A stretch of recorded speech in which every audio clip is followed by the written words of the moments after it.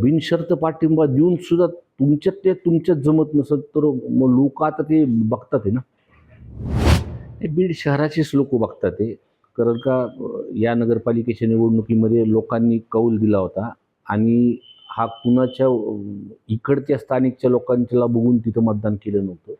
दादा हे पालकमंत्री होते आणि दादांनी नगरपालिका आणण्यासाठी इथं 2-2 सभा घेतल्या. पहिल्यांदाच बघितलं असेल की स्थानिक स्वराज्य निवडणुकीमध्ये डी-सी-एम साहेब सभा 2-2 घेतात, वॉर्ड वाईज बैठक घेतल्या आणि लोकांना विश्वास होता. कारण का दादांनी सांगितलं होतं की शेवटच्या भाषणामध्ये दादा जी शेवटची सभा होती ते सांगितलं होतं की तुम्ही मला एकदा नगरपालिका ताब्यात द्या, मी बीडची बारामती करेल. आणि लोकांनी कौल दिला. आता लोक ज्या पद्धतीने लोक बघतात ते कशा पद्धतीने काम करतात.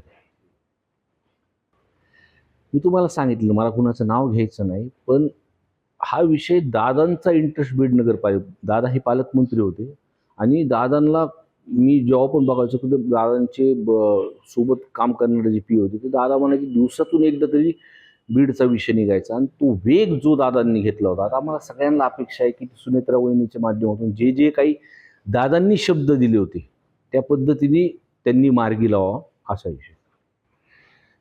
त्याच्यामध्ये दंड ठोकटायची कुणाला गरज नाही. लोकांना सगळ्या गोष्टी माहिती आहेत आणि ज्या पद्धतीने आता कारभार नगरपालिकेचा चालू आहे ते लोक बघतात आहे ना.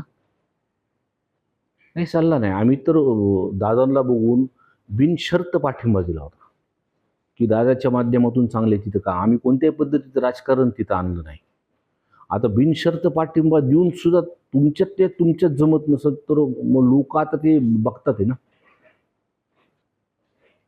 नाही कमी म्हणजे मला वाटतं 6-7 महिने झालेत आणि ज्या पद्धतीने कारभार चालू आहे तर तिथं कुठंतरी बदल व्हायला पाहिजे. तिथं लक्ष त्यांच्या पक्ष नेतृत्वाने दिलं पाहिजे. आमच्यासारखे लोक तर विकास कामासाठी विरोधी जरी बाकावर जरी असलो तर आम्ही तिथं विकास कामासाठी सोबत येऊ. आम्ही काय बीड मतदारसंघ हा फार स्वाभिमानी मतदारसंघ आहे.